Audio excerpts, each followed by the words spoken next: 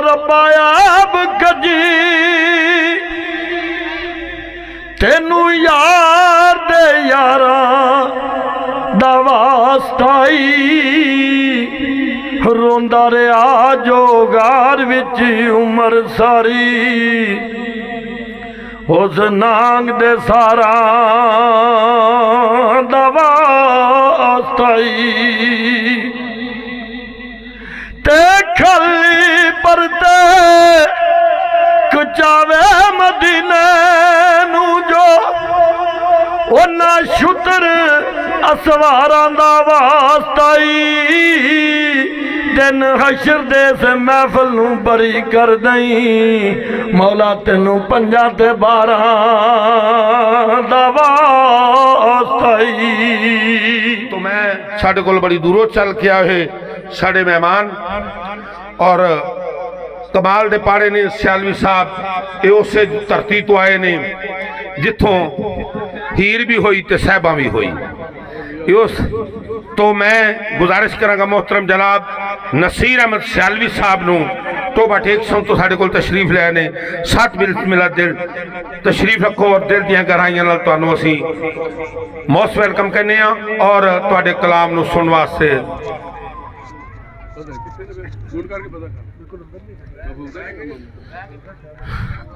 औज़ुबिल्लाहि मिनश्शैतानिर्रजीम बिस्मिल्लाहिर्रहमानिर्रहीम। हज़रात गिरामी पहले तो माशाअल्लाह तुसी सारे मुबारकबाद दे हकदार हो जेड़े मेरे खब्बे बन्ने में आले नबी औलादे अली सज्जे बन्ने में आले नबी औलादे अली सजदां दे कदमां 'च बैठे उन्हां दे उरस ते हाज़र होए हो ते नाले ज़ियारत करदे पे हो नाले दीदार करदे पे। मियाँ साहब बैठे सन अपने मुर्शिद की बारगाह च ते मियाँ साहब ने अपने मुर्शिद वाल एक निगाह वेखी एक अपने वाल वेखी ते हजूर बाबा जी मियाँ साहब की फरमांदे ने। हजूर मियाँ साहब फरमांदे ने मैं नीवा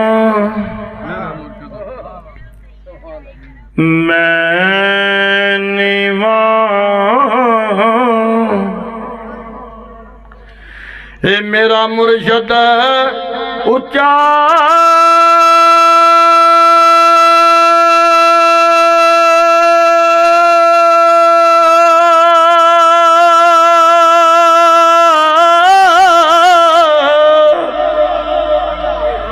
मैं उच्चियां दे संग लाई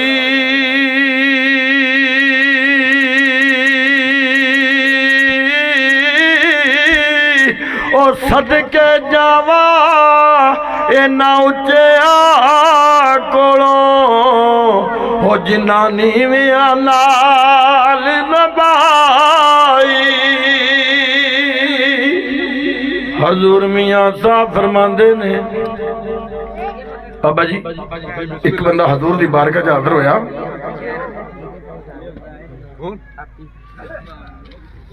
जो कि शुरू नहीं होया ताजन लगना हजूर बाबा जी मियाँ साहब की बारगाह च एक बंदा हाज़र होया कहंदा की लैन जांदे हो दरबारां ते की लैन जांदे हो ते बाबा जी मियाँ साहब उस बंदे नूं की फरमांदे ने। हजूर मियाँ साहब फरमांदे ने दर मुर्शद दा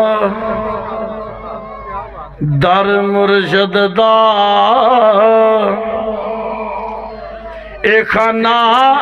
काबा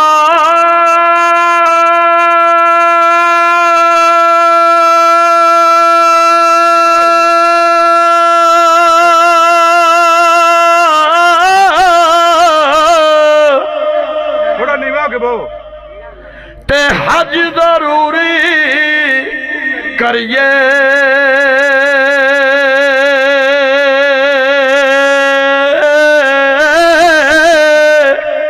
ओ तकवा रख महबूबा वाला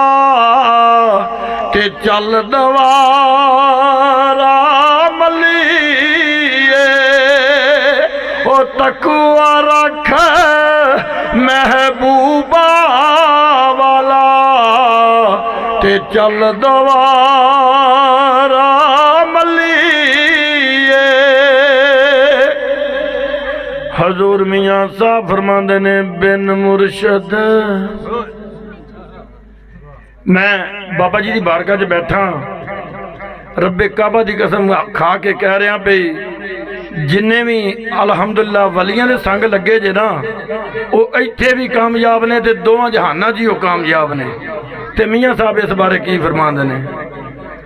हजूर मियाँ साहब फरमाते ने बिन मुर्शद हेरा नहीं लबना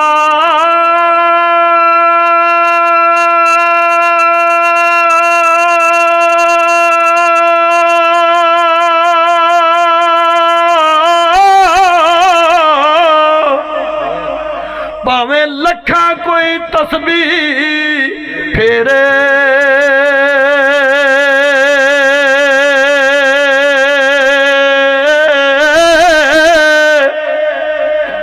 ओ पीर जिन्ना दे ओ कामल हुंदे ओ कौन नानू छेड़े ओ पीर जिन्ना दे। हजूर मियाँ मोहम्मद बख्श आरफा ने खड़ी शिफल बारगाह एक बंदा बाबा जी हाजिर होया वो कहंदा हजूर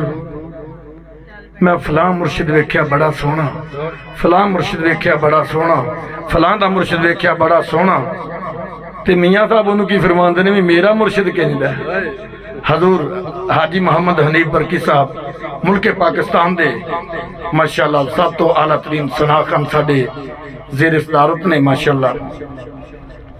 मैं अर्ज करा कि मियाँ साहब उस बंदे नूं की फरमाते ने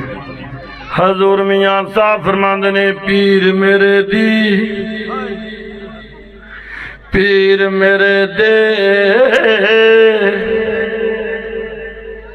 ए सूरत सोनी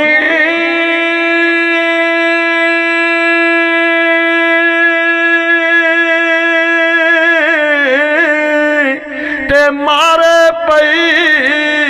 चमकारे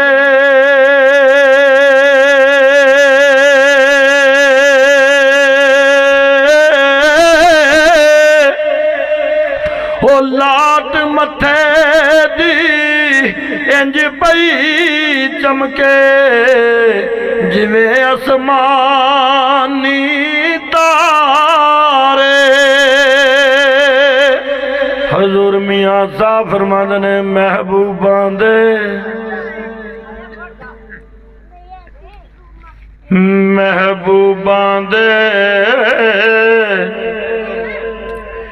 होके रहिए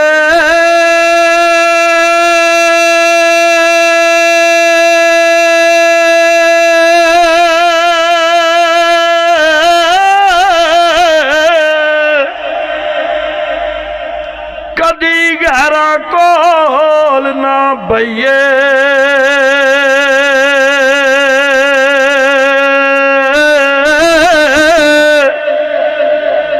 ओ सुन दे रही है बात सजन दी ते अपनी बात ना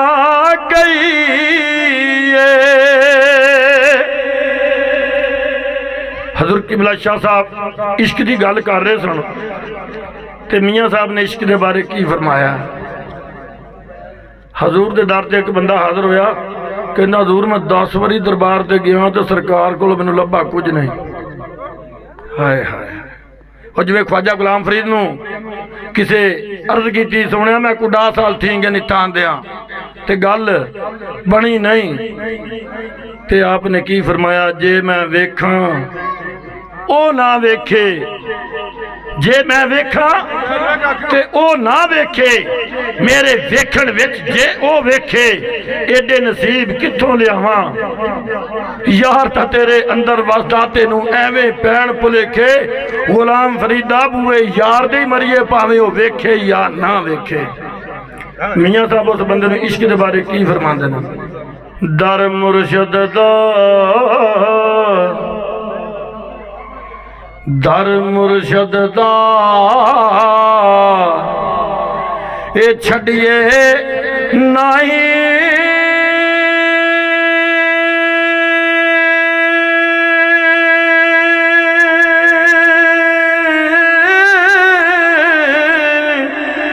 भावें लख वारी ओ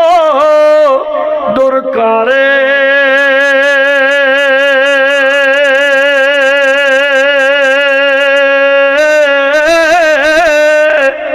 ओ जिन्ना दर मुर्शद दा छड़िया ओ ते इश्क दी बाजी हारे। हजूर मियां साहब फरमाते ने जे आखिरी शेर का हुक्म मिल गया तो ये शेर पढ़ के मैं दो वास्ते भी पाए ने मौला हुसैन की शान च पा देने। हाँ आखिरी शेर हजूर मियां साहब फरमाते ने सदा सलामत सदा सलामत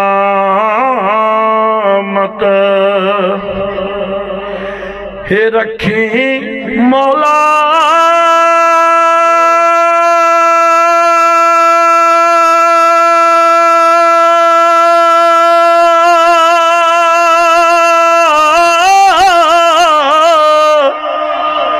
ए पीर मेरे दा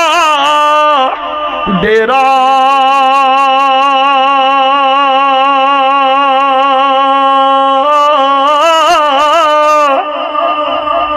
नाले संगी साथी सारे नाले मुर्शिद मेरा। हुण मैं वास्ते का जिक्र किया सी आखिर ते आखिरी मिनट की मेरी हाजरी मुकम्मल ते किबला शाह साहब ने के दो वास्ते पाए ने मौला हुसैन की शान च।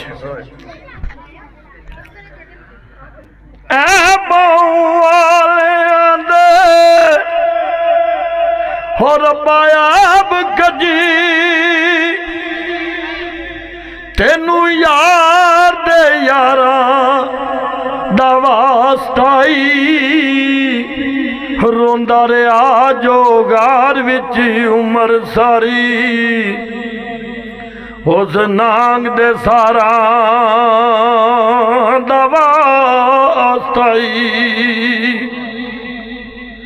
ते खली परते